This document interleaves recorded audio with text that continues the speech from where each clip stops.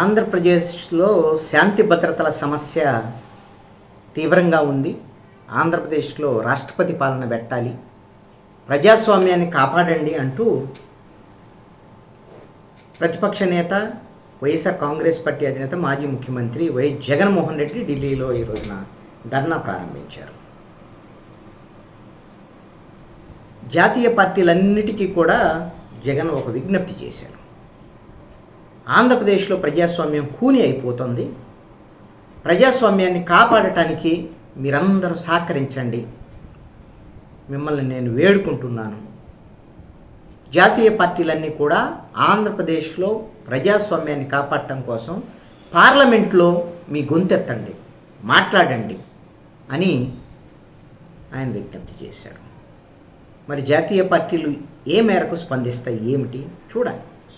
ఆయన ఆల్రెడీ ఈ ధర్నాకి మద్దతు ఇవ్వాల్సిందిగా CPM, CPI, Congress party, India కూటమిలో మిత్రులుగా ఉన్నటువంటి పార్టీలకి ఆయన విజ్ఞప్తులు చేసి ఉన్నారు.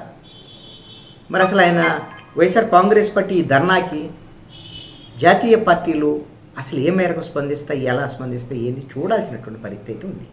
అయితే ఆయన జాతీయ మీడియాను ఉద్దేశించి ఇప్పుడు మాట్లాడారు. ఆ జాతీయ మీడియాను ఉద్దేశించి మాట్లాడినటువంటి మాటల్లో చాలా స్పష్టంగా జాతీయ మీడియా కూడా రెస్పాండ్ అవ్వాలి. మీరు ఒక్కటి చూడండి, మొత్తము ఫోటో ఎగ్జిబిషన్స్, బాధితుల యొక్క దాడులు గురైనటువంటి వాళ్ళ యొక్క పరిస్థితి ఏమిటి, అవన్నీ ఫోటోలన్నింటినీ మీకు ఇక్కడ ఏర్పాటు చేసాం. అదేవిధంగా వీడియోలు కూడా మీకు స్పష్టంగా ఇక్కడ ఏర్పాటు చేయడం చూడండి. మీరు ఒకసారి ఆంధ్రప్రదేశ్లో పట్టపగలు నడి రోడ్డు మీద దారుణంగా హత్యలు చేస్తున్నారు.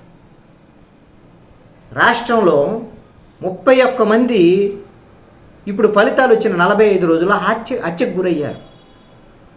వైఎస్ఆర్ కాంగ్రెస్ పార్టీకి సంబంధించినటువంటి కార్యకర్తలు, నాయకులు 300 మంది మీద హత్యాయత్నాలు జరిగాయి. 35 మంది వీళ్ళ వేధింపులు తాళలేక ఆత్మహత్య చేసుకున్నటువంటి పరిస్థితి ఉంది. అసలు ఇదే ప్రజాస్వామ్యం అని జగన్మోహన్ రెడ్డి తీవ్ర ఆవేదన వ్యక్తం చేశారు జాతీయ మీడియా ముందు. ఇంకోటి కూడా చెప్పాడు, అసలు మేము ఎప్పుడు కూడా మా ప్రభుత్వంలో కానీ మా పార్టీ కానీ ఇలాంటి హత్యలనే ప్రోత్సహించలేదు, ఇలాంటి హింసాత్మక చర్యలను మేము అసలు ఎట్టి పరిస్థితుల్లో ప్రోత్సహించలేదు అని ఢిల్లీలో చెప్తున్నారు.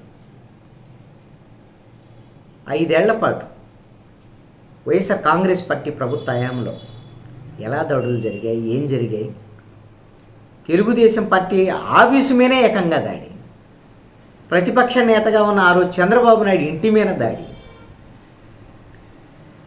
పట్టాభి లాంటి వాళ్ళు ఇళ్ల మీద దాడులు, తెలుగుదేశం వాళ్ళు, ఇలాగా అసలు దాడులు కొదవే లేకుండా దాడులు. అసలు అప్పుడు జగన్మోహన్ రెడ్డి స్పందించినటువంటి తీరు కూడా మేము ప్రోత్సహించలేదు. ఏమంటే నన్ను భోషడీకే అని తిడితే కొంతమంది నా అభిమానస్తులు తట్టుకోలేక బీపీ వచ్చేవని చేసి ఉంటారేమో అని మాట్లాడారు. అంటే అది కూడా పోలీసు కమామరేషన్ డే సభలో మాట్లాడాడు.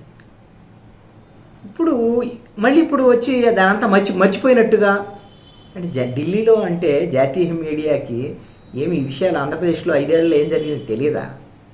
మరి చెప్తే నమ్మేస్తారా? అయితే జాతీయ మీడియా సహకారం కూడా కోరారు.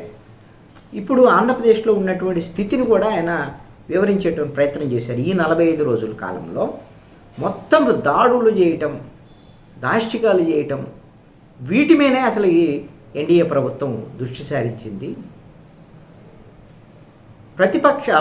ప్రతిపక్షంలో ఉన్నప్పుడు నారా లోకేష్ పాదయాత్ర చేస్తూ ఒక రెడ్ బుక్ చూపించేవాడు, బెదిరించేవాడు. ఇప్పుడు అతను మంత్రి అయ్యాడు, ఆ రెడ్ బుక్ పేరుతో రాష్ట్రం అంతా పోస్టర్లు వేశారు ఈ రోజున ఆంధ్రప్రదేశ్లో అని జాతీయ మీడియా దృష్టికి తీసుకెళ్ళాడు జగన్మోహన్ రెడ్డి. ఈ రెడ్ బుక్లో ఏముందయ్యా అంటే దాంట్లో ఉన్నటువంటిది అధికారులను బెదిరించడం, అదేవిధంగా ప్రతిపక్ష నాయకుల్ని బెదిరించటం, వీళ్ళ మీద చర్యలు తీసుకుంటామని హెచ్చరించటం, ఈ విధంగా బెదిరింపులు హోర్డింగ్స్ వేసి మరీ బెదిరిస్తున్నారు. ఆంధ్రప్రదేశ్లో ఉన్నటువంటి స్థితిది. ఇంత అన్యాయమా? పట్టపగలు హత్యలు చేయటమే కాదు, మా ఎంపీ మిథున్ రెడ్డి వాడు సొంత నియోజకవర్గానికి వెళితే ఆయన మీద దాడికి ప్రయత్నించినటువంటి పరిస్థితి ఉంది. అంటే ఒక ప్రజాప్రతినిధికి కూడా రక్షణ లేనటువంటి పరిస్థితి ఉంది అని. ఎందుకో మరి జగన్మోహన్ రెడ్డి మాట్లాడే ప్రతి మాట గతంలో ఆయన ప్రభుత్వంలో ఉండేటువంటి అంశాలను ఒకసారి మరి గుర్తు తెచ్చే విధంగానే ఉన్నాయి. ఇది తప్పనిసరి పరిస్థితి. ఎందుకంటే ఆయన చెప్పినవన్నీ మీడియాలో చెప్పడానికి కాదు నేను ఇక్కడ ఉంది. ఆయన మీడియాలో చెప్పినవన్నీ మీడియాలో వస్తాయి. జాతీయ మీడియాకు ఇంటర్వ్యూలు ఇచ్చాడు, ఆయన అన్నీ చేశాడు, ప్రెస్ మీట్ అది అన్నీ వస్తాయి. అయితే ఒక ఎంపీ మిథున్ రెడ్డికి సంబంధించినటువంటి విషయంలో తెలుగుదేశం వాళ్ళు దాడికి పాల్పడ్డారు, దాడికి ఎత్తిరించారు అనేటువంటి దాని మీద చెప్తూ బాధితుల మీద కేసులు పెడుతున్నారు అనేటువంటి విధంగా కూడా చెప్తారు. మరి ఇప్పుడు తెలుగుదేశం ప్రభుత్వంలో Raghurama Krishna Raju YSR Congress party rebel MP, ఆయన వైఎస్ఆర్ కాంగ్రెస్ పార్టీకి వ్యతిరేకంగా మాట్లాడుతున్నటువంటి ఎంపీ. మరి ఆయన ఆ రోజున సిఐడి వాళ్ళతో కేసులు పెట్టి, రాజద్రోహం కేసులు పెట్టి, సిఐడి గుంటూరులో సిఐడి ఆఫీస్కి తీసుకొచ్చి ఆయన అరికాళ్ళ మీద ఆ విధంగా పుట్టినటువంటి పరిస్థితి ఎంపీ కదా, అది కూడా వైసీపీ ఎంపీ. ఇప్పుడు మిథున్ రెడ్డి మీద దాడికి ఎత్తనము, లేకపోతే దుమ్మియా, లేకపోతే ఆయన వెళ్తే ఇంటి మీద దాడి చేయడానికి ప్రయత్నం, ఇవన్నీ జరిగిందని అసలు ఎవ్వరూ అసలు దాన్ని ప్రోత్సహించే అవకాశమే లేదు. తెలుగుదేశం పార్టీ యొక్క వైఖరిని ఇక్కడ కూడా తప్పుపడుతున్నారు ప్రజాస్వామ్య. ఆ రోజున రఘురామకృష్ణరాజుకు సంబంధించినటువంటి విషయంలో కూడా జగన్మోహన్ రెడ్డి యొక్క ఆ ప్రభుత్వం సిఐడి ద్వారా చేసినటువంటి చర్యల్ని ప్రజలు అంగీకరించలేదు. అందుకనే ఈ 5 ఏళ్లలో జగన్మోహన్ రెడ్డి వైఎస్ఆర్ కాంగ్రెస్ పార్టీ చేసినటువంటి అక్రమాల మీదనే ఈ తీర్పు ఇచ్చారు. 11 సీట్లు మిగిలిపోయారు. దురదృష్టం ఏంటంటే అవన్నీ అన్యాయం, అక్రమం, ఇంత దారుణంగా వ్యవహరిస్తున్నారు, రాజారెడ్డి రాజ్యాంగాన్ని అమలు చేస్తున్నారు అని మాట్లాడినటువంటి తెలుగుదేశం వాళ్ళు ఇప్పుడు అసలు ప్రభుత్వం ఏర్పడిందో లేదో మళ్ళీ 45 రోజులలో ఈ అసలుకి దాడులు, దాష్టికాలు మొదలుపెట్టేశారు. ఏం జగన్మోహన్ రెడ్డి చెప్పినంత పెద్ద లిస్టులో ఆధారాలు చెప్పండి, ఎవరు హత్యలు చేశారు, ఎవరి మీద ఉన్నాయి హత్యలు, అసలు వాళ్ళు ఎవరు, వాళ్ళతో చెప్పండి, వాళ్ళు మేము చర్యలు తీసుకుంటాం, ఆ బాధితులు ఎవరో చెప్పకుండా ఊరికే అంటున్నారని తెలుగుదేశం వాళ్ళు చాలామంది అన్నారు, జనసేన వాళ్ళు అన్నారు, బీజేపీ వాళ్ళు అన్నారు.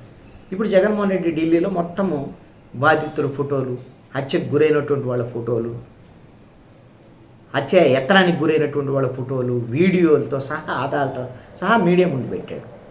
వీళ్ళు ప్రభుత్వం ఇప్పుడు పోలీసులు మాకివ్వండి అంటున్నారు కదా. ఆల్రెడీ ఢిల్లీలో కూడా ఇప్పుడు ధర్నా సందర్భంగా ఆంధ్రప్రదేశ్ పోలీసులు కూడా సమాచార నిమిత్తం ఇంటెలిజెన్స్ వాళ్ళు ఉంటారు అక్కడ. ఎస్బీ వాళ్ళు, సెంట్రల్ ఇంటెలిజెన్స్ కూడా ఉంటుంది. సమాచారం తీసుకోవచ్చు. అందులో తేల్చండి మీరు. జగన్మోహన్ రెడ్డి ఢిల్లీ కేంద్రంగా ఈ రోజున ఆంధ్రప్రదేశ్లో రాష్ట్రపతి పాలన పెట్టాలని ఈ రోజున ధర్నా చేస్తున్నటువంటి పరిస్థితి. అదేవిధంగా ఫోటో ఎగ్జిబిషన్, వీడియో ఎగ్జిబిషన్తో సహా మొత్తం ఆధారాలనే మేము పెడతాం, మాకు జాతీయ పార్టీలన్నీ సహకరించండి, జాతీయ మీడియా కూడా సహకరించండి అని అడుగుతున్నారు. ఎంత మేరకు ఆయనకు సహకారం వస్తుందో చూద్దాం.